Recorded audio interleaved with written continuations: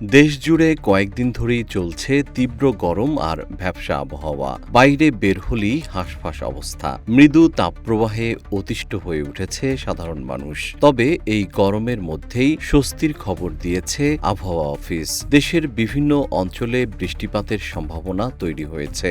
দমকা হাওয়া ও বজ্রসহ বৃষ্টি হলে তাপমাত্রাও কিছুটা কমে আসতে পারে বলে জানিয়েছে সংস্থাটি। ১ জুন রাত ৯টায় বাংলাদেশ আবহাওয়া অধিদপ্তরের ভেরিফাইড ফেসবুক পেজে প্রকাশিত ৪ দিনের পূর্বাভাসে এই তথ্য জানানো হয়েছে। পূর্বাভাস অনুযায়ী চলমান মৃদু তাপপ্রবাহ আগামী ৩ জুন পর্যন্ত অব্যাহত থাকতে পারে। এরপর ৪ জুন থেকে সারা দেশে বৃষ্টিপাতের প্রবণতা বাড়ার সম্ভাবনা রয়েছে। আবহাওয়া অফিস জানায়, রাজশাহী, রংপুর ও খুলনা বিভাগের উপর দিয়ে বয়ে যাওয়া মৃদু তাপপ্রবাহ আগামী কয়েকদিন অব্যাহত থাকতে পারে। ২ জুন সকাল ৬টা থেকে পরবর্তী ৪৮ ঘণ্টায় চট্টগ্রাম ও সিলেট বিভাগের ২৬ থেকে ৫০% এলাকায় এবং ময়মনসিংহ, ঢাকা, খুলনা ও বরিশাল বিভাগের ১ থেকে ২৫% এলাকায় অস্থায়ীভাবে দমকা বা ঝোড়ো হাওয়া সহ বৃষ্টি অথবা বজ্রসহ বৃষ্টির সম্ভাবনা রয়েছে। এছাড়া ৪ জুন থেকে পরবর্তী